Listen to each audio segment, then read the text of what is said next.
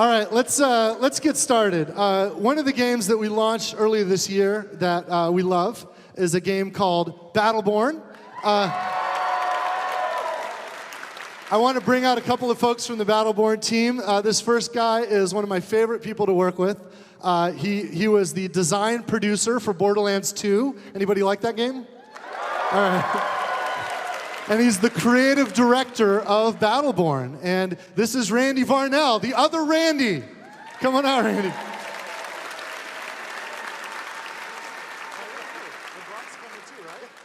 And yeah, find a mic. Also, producer for Battleborn and for so many of our games, including Borderlands stuff. This is Chris Brock. Let's bring out Chris.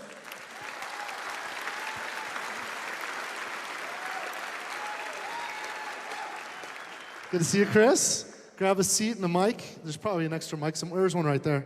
And also, I want to bring out our moderator who's going to help us stay on track.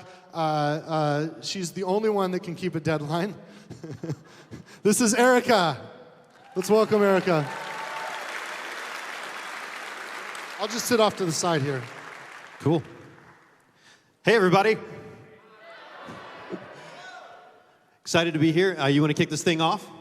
Yeah, you want to tell us a little bit about Battleborn's first DLC operation? I do. First, I just want to bring everybody up to speed because, you know, Battleborn is a little bit different game for Gearbox. You know, a lot of times we release a big game, and then we do a couple of DLCs. You know, DLCs for Borderlands are all right, right? Anybody play some Tiny Tina Attack on Dragon? It's one of my favorites. But we knew when we wanted to make Battleborn, we wanted to do something bigger. It's a game that has a multiplayer component. It's a game that brings us together again with some pretty awesome co-op missions again. And we wanted to be sure as a team that we really supported that after the launch with more exciting new content. At PAX East this spring, you know, we showed a mysterious picture of the DLC characters that would come out. We've released now 3 of the 5 characters that we talked about in that picture. Ernest, in fact, is yesterday for everybody. Live for everybody yesterday. You can earn him in the game with credits, so really awesome. Jump into Ernest and play that. But we know that there's some other cool content. So we put out some PvP maps. We put out characters. We put out skins. We put out some taunts.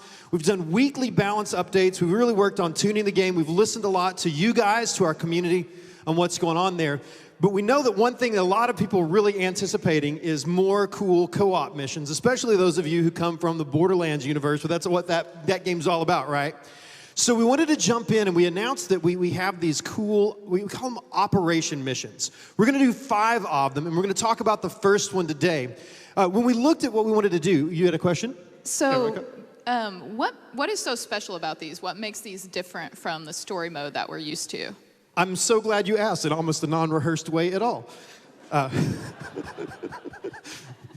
When we want to do the operations, we wanted to take some of that great fun we had doing with the co-op missions in the main game, but we really listened to the way you guys talked about and played, watched the data, watched how you played those missions, and we wanted to do a couple of things to switch them up. So the operations are going to be 1 to 3 players, not all the way up to 5, because we wanted to tune the combat experience a little bit better, still preserve combat, but a lot of people have really enjoyed playing our game single player and jumping through, doing things at your own pace, trying out all the different characters like that, so we really wanted to preserve that as well. But we also wanted to make them a little bit shorter. A few of the Battleborn story missions we have in the main game got kind of long for some players, and while that's a lot of fun for people who like to do that, sometimes, you know, an hour is a little bit long to sit on the couch and play through that. So we wanted to tune that up. So again, we're shooting for right around 20-25 minutes on all of these, almost like a good episode of TV. But we really wanted to take that while we're kind of making them a little bit more compact. We didn't want to lose the replayability that I think that our game has in spades. You know, you can play all the different Battleborn characters and all of that. But we wanted to do 2 things in particular. One with gameplay, a system called Operation Points, and then also with narrative. You want to talk a little bit about what we're doing with the Operation Points? Yeah, sure. So Operation Points are basically a new scoring system that we put on top of the game. That basically, as you increase your Operation Points, you run into higher difficulty enemies, different enemy mixes, but the reward tiers become higher as you complete the missions more and more times and get higher and higher scores. Cool. We'll see some of that in play in just a second. We're actually going to show you a video of the mission Attacus and the Thrall Rebellion. But let me tell you a little bit what we're doing story-wise. I spent a lot of time working with, in fact, one of our PAX enforcers, Sam Winkler. Is he around here? Wave or he shout, Sam. Where is he? Somewhere around here? Stand up, Sam. Sam now works for me, so Sam, wave again. See, just like that. And Sam we've been so fortunate to get Sam this year at Gearbox, has been writing the missions for us. So Attacus and Thrall Rebellion, Sam did all of the dialogue for Alani. Any Alani fans in here? I know there's at least one somewhere back there. Alani cosplayer. Alani, you want to stand up and wave at everybody, Alani? Oh, man, That's that's Alani. incredible. Wow. That is awesome. That's really good. That is the first one I've seen in person. So anyway, Sam wrote and worked on this. The narrative for the operation's a little bit different. So if you know in the main game, if you played some Battleborn, one of the cool things we did is if you play with different characters, you're going to hear those characters talk in different ways about the mission. So if you're playing as one character, you'll get to a couple of lines, some dialogues, and some scenes that talk about that. We recorded a lot of dialogue, didn't we, Brock? A fair bit, yes. A lot of dialogue. What we wanted to do with the operations was go a little bit further with that. So every time you play the operation, you're going to get a different chapter of a story that spans multiple playthroughs. So as you play, as you go on, there's a story that will wrap up almost like a TV episode, but there's almost like a season of story in each one of our 5 operation missions. So if you really want to dig into the story, you want to hear some cool interaction between the Battleborn characters and all of that, we really have that going in the operation missions. Now, It's also really, really funny. Like some of the stuff, Sam did a great job, and the talent just killed it with the reads. So I love it. thank you. Are we ready Fun- to see it in funny action? stuff. It's funny content. Do what? Are we ready to see it in action? Yes, let's jump right in. Now, the one we're going to look at today, we can go ahead and roll the video. This is Attacus and the Thrall Rebellion. Atticus is a cool Thrall character in our game, and we're going to relive a little bit of his battle here. Now, Brock, we're not playing Atticus. Who are we playing on this mission? So this is Ernest. We mentioned him earlier. He came out yesterday for everybody. He is, in some ways, he's kind of a standard grenadier character. Rocket propelled grenade launcher. Charges he can throw. He's got some interesting stuff about him that is non-typical of a grenadier. We'll get to that later. Cool. So this is Attacus and the Thrall Rebellion, playing as Ernest. You can play as any one of the Battleborn, even on the operations. So pick your favorite, play with that. And we're playing down in a map in an area that we called Tempest Slums. For those of you who played some Battleborn, you know Tempest is the Degenerate, one of our factions. It's a big planet they own, and they're kind of very gaudy. They're kind of Gothic Tron, I think is what we called it. And here's a good kind of look at the skyline. We've had that idea for a while, though, right? Yeah, so actually all the way back into like the world building phase of development, we had had this idea for the slums of Tempest. And I mean, as I'm sure you guys are aware, game development can be hard, and some things you want to do, you don't get to do. So we're really excited to be able to get to do this now. So there's a couple of things I really like about this. One, from a narrative standpoint, we get to look at the degenerate society who are like this galaxy-conquering empire. But this gets to look at how their slaves live, the thrall in the Undercity, how they kind of keep people down under their feet and downtrodden them. But I love that you get to immediately in this map jump up on these rooftops and have this really kind of awesome jaunt across the rooftops. Here's one of the non-standard things I was talking about earlier. If you'll notice, Ernest threw out an egg. So that egg has two different modes. So it's got an attack mode, where if you're going on an offensive spree, you can use that beacon to get increased attack speed, increased damage. It's also got defensive mode, so that way you can have increased movement speed or increased shield regen. It's pretty cool. So he's got a bit of support in there with him as well. And again, kind of really accentuating the cool environments for the gameplay. Getting up on top as a grenadier character who's shooting and lobbing down, right? And he puts his egg down and really just kind of shells the enemy with artillery, right? These are going to be non-stop, by the way. Sorry, everyone. So can you tell us a little bit about the difference between main objectives and the sub-objectives in the operations? Sure, we're going to get a look now. If you see over there, kind of on the right side of the screen over there, you're familiar with kind of how we do it in Battleborn and in Borderlands. It's very similar. As you're playing through the game, you're going to get main objectives. The main objectives are the big things you're going to do to take you all the way through the final conflict in this level. In this case, Atticus in the Thrall Rebellion, Atticus has been hired by another one of the Battleborn, Umbra in this case, to go and start a rebellion among these Thrall and take the fight to the Degenerate. In fact, Atticus is kind of reliving this in almost a holodeck sim, and if you see what's going on with the screen right here, Atticus has kind of cast himself as almost this film noir detective. We've actually reinforced that by putting it in this kind of Sin City black and white with kind of vibrant reds effect for a little bit. And you can see the little picture of Atticus up there in the corner wearing a fedora, like you do. And he's talking about kind of, he feels like he's been put upon by the other characters, you know, to always perform for them and to do the rebellion and all of that. So as he relives it in his playthroughs of the operations here and kind of talks through that, Attacus is really working through what it means to be a hero and what it means to kind of rise from the slums himself into heroism. So you get to kind of go on that journey with him as he kind of takes some creative liberties with that. Back to what we were talking about with the objectives. So the main objectives, you're going to walk through here. Here he's trying to rendezvous at a beacon to call some other Battleborn in, right? And we're going to get some sub-objectives in a second. Now, what's going on with those, Brock? So I don't know. So for more of some of our more experienced Battleborn players, you might be wondering why he hasn't spent his money on his gear yet.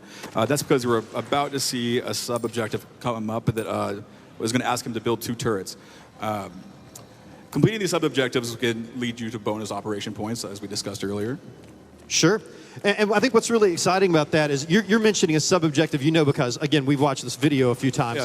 Yeah, you know it's coming up, but when you're playing through in the game, you have the main objective, and under every one, we have several sub-objectives that can appear, and it's random, correct? Yeah, it's actually different every time. So there's a ton of objectives that could occur during this mission, and every time you play through, you'll get a different mix of them. So you have your ops points kind of scaling rewards, you have your different narrative moments, and now you also have different objectives every time you play this map. Right. So here he's got the sub-objective. It's come up now. He collected some shards. It's to build the turrets, which is actually going to help him on this this main objective right here. But watch what happens when he finishes the second one. He's done it, and you see you've earned some ops points. In this case, completing a sub-objective is giving him 10 ops points. It's score that goes up to that yellow value up into the top, the yellow number on the top of the screen.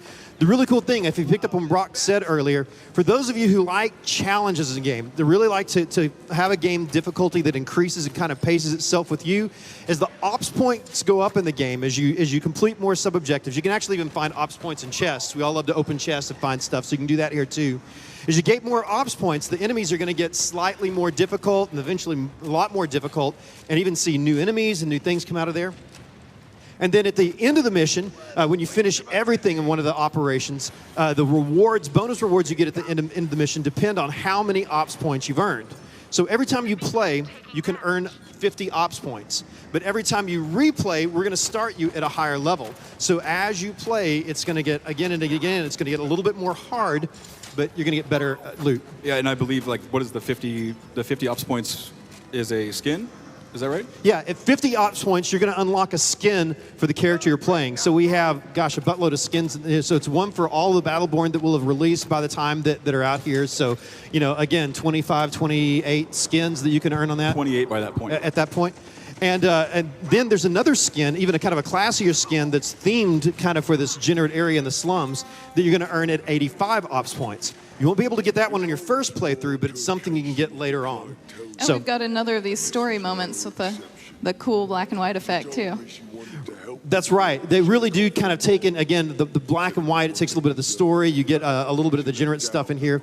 Now, we're wrapping up kind of this playthrough, the video that we have for today. And here's where Attacus is, again, recounting his story of coming through the slums.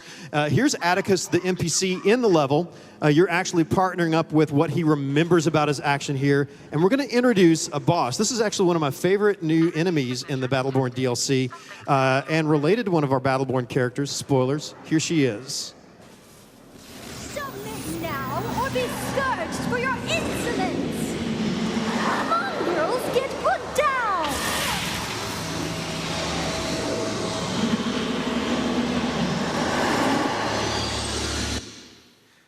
So there we go. That's Attacus and the Thrall Rebellion. That wraps up with Arya, one of the Silent Sisters. Yeah, Attacus and the Thrall Rebellion. And I know that you still have some more characters coming up as well. We do. I mean, we have not stopped working on the game literally since the day we launched. In fact, I think we've kind of been scattering some vacations here and there around there for the team. But we still have a team that's hard at work really to make Battleborn as good as we can make it and keep adding to it and keep expanding it. So we have a little tease. Also, we announced, about a week ago, maybe a week and a half ago, the fourth of those characters we started announcing back in PAX. And that's Kid Ultra. He's really exciting. Brock, can you tell us about some of the inspirations behind him? Yeah, so the inspirations for Kid Ultra, This is going to be a little rambly, I apologize. So, like a lot of other game developers, everyone at Gearbox plays games, right? And it seems like at our studio in particular, it seems like people kind of came up like one of two ways. It was either kind of the PC side, with a lot of the Dallas-based shooters, Doom, Duke, Quake, stuff like that. Borderlands. And then there was a lot of people who came up kind of more the console side, right? Your Mario, Mega Man, et cetera, et cetera. And this guy is definitely inspired by what would it be like if we were to make kind of one of those old school like character-driven action games, like what would a 16-bit sprite look like if we just like fully realized them as a 3D model, right? So a lot of this guy's abilities, skills, audio, aesthetics, everything about him is inspired by stuff we fondly remember growing up. Yeah, in fact, we only really have screenshots a day, but as we're going to do probably a stream on this guy in a couple of weeks that'll really feature him. One of the really awesome things that we've done is we continue to make characters and continue to make skins for them to see how far we can push the limit to add quality to them and add that. And with this guy, with Kid Ultra, we brought in that really 8-bit. So you get 8-bit audio that comes in there and plays with them. In fact, it changes with the skins that you put on them too. So it's really cool. We kind of have themed that up. One of the cool things, though, is Kid Ultra in the universe is actually a toy. He was a toy. If you pay attention to Battleborn lore, we have this idea of, again, crazy AI has gone to the nth degree. And he was actually one of the Magnuses for the LLC. He was made as a toy line. And when things went bad in the war to save the last star, he was cut off from the rest of the LLC. And every other AI, like Marquis, our sniper, goes completely crazy. Minrek makes a mode where you salvage minions and all that. He is stuck into like cartoon toy universe and sees himself as a hero. So a lot of his dialogue and a lot of things, in fact, he was codenamed Sidekick in development. And he's a support character that kind of comes in and really helps with, but all of his line and all of his dialogue, he's like the biggest fanboy in the Battleborn universe. And so you're gonna get lines on that. I think his passive is actually, if he shoots a target that someone else on his team has just hit, he does bonus damage. So he is definitely the character who- But only if he hits them second. If he hits them first, it doesn't get the bonus. Okay, well, you get the technical details on that. But really cool. If you really want to dig down, again, into kind of the classic arcadey stuff, if you love really active support play and all of that, Kid Ultra is really, really, really cool. And again, watch for that stream in a couple of weeks. You're going to see him. You're going to see more of the details in live in motion on him. Can't wait to roll that out to you guys. Do you have another surprise for us, Randy? Well, as I said before, we have been so busy, and this is certainly not the end of the content we have coming out. Along with Attacus and the Thrall Rebellion, there are 4 more of those DLC missions coming out that if you got the season pass, you're going to get all of those. So along with the character and the hero token stuff that you've already gotten with there, we're going to do all of that. So there's one on Toby's Friendship Raid. Can I say the names? Oscar Mike's Battle School, Montana and the Demon Bear. Can I say the names? And then he says the names. say the names. And then a Heart of Ekinar is a cool one featuring Phoebe, if you like Phoebe. But we've got some really cool stuff there. We've got one more character we haven't said anything about yet, other than the strange silhouette that everybody's speculating about on the internet. There's a bunch more PvP stuff coming as well. New PvP mode we'll talk about in a stream soon called Face Off. We've talked about, and another PvP mode after that coming. More skins, more taunts, a lot more content. We know you guys love content, we know that stuff, so we really wanted to end the Battleborn section of the Gearbox panel and really tell you guys how much we love you as fans, how much we love you as Gearbox fans, how you love Borderlands, you love Battleborn, you love everything that Gearbox has done. So thank you so much. So for all of you folks here at PAX, when you head out the back door, we've got a shift code for you on a card. You're gonna wanna take it. This is like a mega Battleborn shift code. This stuff it's got like 18 loot packs, including 3 legendary loot packs in there. The other loot packs are the Commander faction packs. If you play Battleborn, know what that is. You can't get those from any other way but leveling up, so it's a good way to get a bunch of those. They're going to guarantee a colorization skin for the characters and all that. And I think we also have, 5 other just skins. One for Atticus, Isaac, Wrath, Alani, and Ernest. I think those are the Hex skins or the Gold skins. I can't remember exactly which ones those were. 10,000 credits, 18 loot packs, 5 skins. You guys are banking today on Battleborn, so you get that on the way out. How about that? Battleborn!